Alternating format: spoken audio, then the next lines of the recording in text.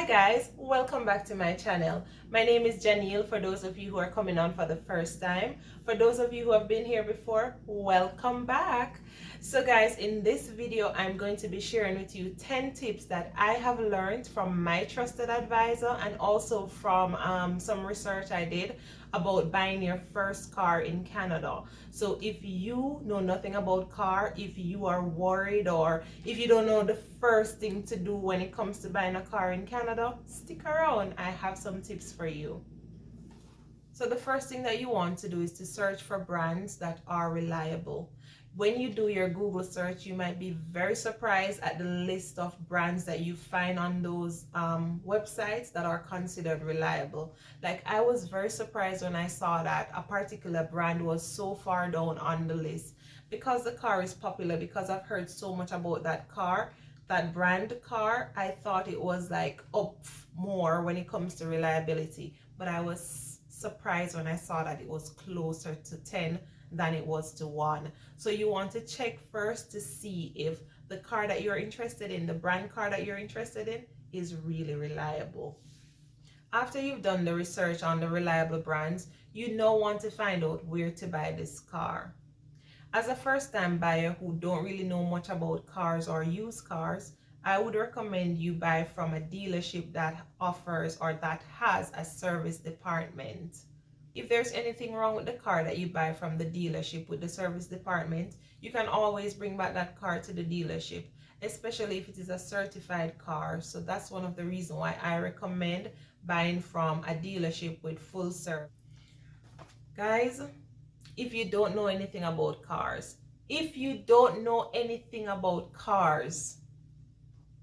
hear this point. Don't go to the dealership alone. Don't do it. Don't do it.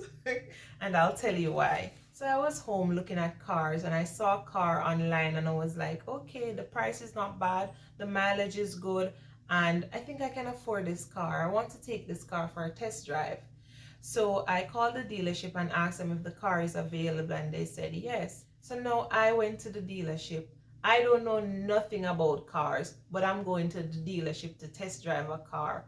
What am I going to test drive for? What am I listening for? What am I looking for? I saw a sales rep and I told him the car that I was there to look at.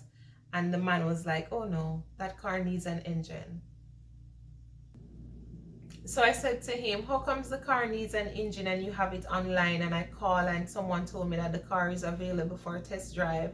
So he was like, yes, the car needs an engine, and what kind of salesperson would I be to let you test drive that car?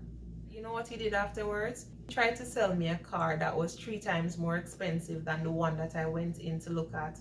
So I decided to go for a test drive in the car that he was telling me about now. And I went for a test drive. Mind you, I don't know nothing to look for on the test drive. Nothing. So I stepped on the brake now and he said something, because he came with me for the test drive and he said something. That's when I know that something was wrong with the brakes.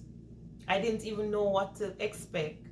So if you don't know anything about a car, don't go alone and don't go test drive a car, because you won't know what to look for. You don't know what to listen for. So do your research so you have an idea of what am I looking for when I test drive this car. You know, it's not only for the feel of the car to see if you're comfortable around the steering wheel. You want to know if the car has any problems. So if you don't know what you're looking for, what are you test driving? Number 4, and this is a very important point, don't authorize any credit checks unless you are 100% sure that you have found the car and this is what you want to buy. Because once they do a credit check on your account, or once they do a credit check to start a finance application, that's going to be a hard hit on your credit score. So if you're not 100% confident that you found the car, don't authorize a credit check, because it's going to impact your credit score. So keep that one in mind. Number 5, shop around for insurance. You want to get an insurance quote in hand before you start a finance application, because you don't want to do a hard hit on your credit score only to find out that you're not able to buy the car because insurance and car note is gonna leave you without money for the month. So you want to get a quote for your insurance before you start a finance application. Number 6, you're at the dealership, you see the car that you want. The next thing to think about is, do I need a mechanic to look at this car? It's highly recommended to have a mechanic look at the car, especially if it's a used car or as-is car, before making your purchase. But you can get away with not having a mechanic check the cars, especially if it's a new car or certified used cars. You know that you can always bring it back to the dealership in case anything happened, but it's highly recommended to have a mechanic look at the car. You can also do your own examination. You can just walk around the car and check the body of the car, check the engine. As my friend said, don't be afraid to bend down and look under the car for rust and stuff like that. You should also check the body of the car for rust. As my other friend said, his car had some rust on it, and when he took it to get his fitness check to see if it is fit to be on the road, they told him that he would have to spend $2,500 to fix the body of his car before he could take the car on the road. So ensure that the car that you're buying doesn't have a lot of rust on it, because it's going to cost you money. And especially if it is an old as-is car, you have to fix that out of your pocket. So do your checks and balance before you drive off that parking lot, because cars are expensive. You should also check the engine of the car as well. You're looking for rust in the engine, and you're also listening for sounds. I remember when I went to test drive a car, I didn't like how the engine sounded. And when I complained to the salesman about it, he said, "What are you talking about? It's an engine, that's how it's supposed to sound." But I never know anything about it. I just didn't like it. It had a baffling sound that I didn't like. So I was like, okay, let me go home and think about it. We're almost there, guys. We are almost there. We are at number 7. So the 7th tip is negotiate. Negotiate, negotiate, negotiate. And my trusted advisor has taught me how to negotiate. So that's something I'm telling you guys to do. Not be afraid to ask them to reduce the price or to remove something that you don't think is necessary. For example, extended warranty on some cars is just not necessary. So don't be afraid to ask them to take it off. Also, don't be afraid to ask for promotional offers.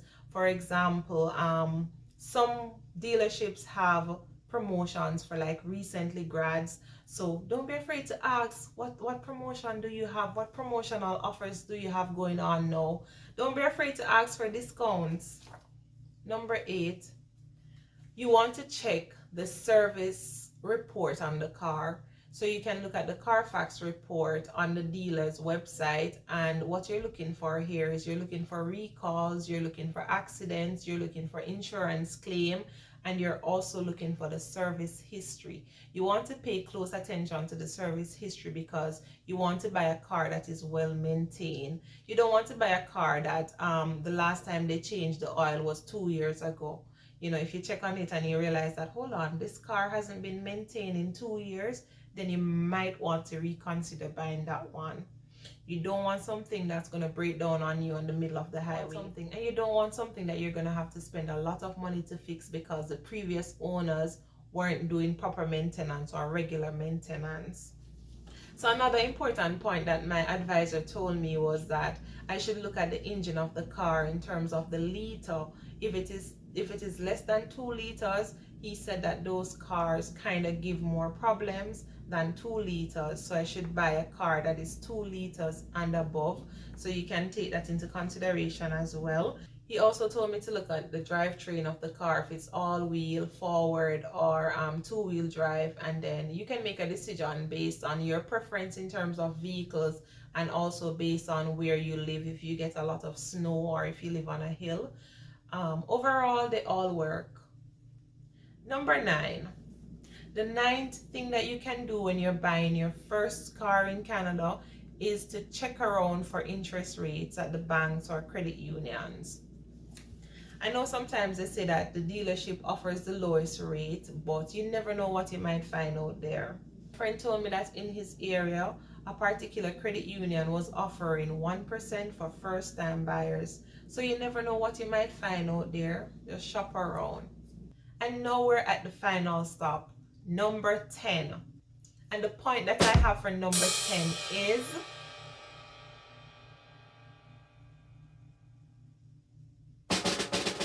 okay, do not rush. Don't do it. Especially if you don't know anything about cars, especially if you have to do it on your own. Don't rush. Having a car is more of a liability than it is an asset, and you don't want to rush and make a purchase that you're going to regret after, because you have to be pouring a lot into this car to maintain it. So take your time, get the information that you need so that you can make a good decision. Okay guys, so that's all I have for you today. I hope you find the information useful, and if you do, please go ahead and leave me a comment. If there's anything else that you'd add or subtract from this list, please go ahead and leave it in the comment section. I'd really like to know what you have to say. Thank you guys again for watching, and thanks to my advisors and friends who gave me this information, because I didn't know anything about purchasing a car. So it was my friends' experiences and my own little research that I'm bringing to you guys today. Thank you again guys for watching, and have a wonderful afternoon. Bye.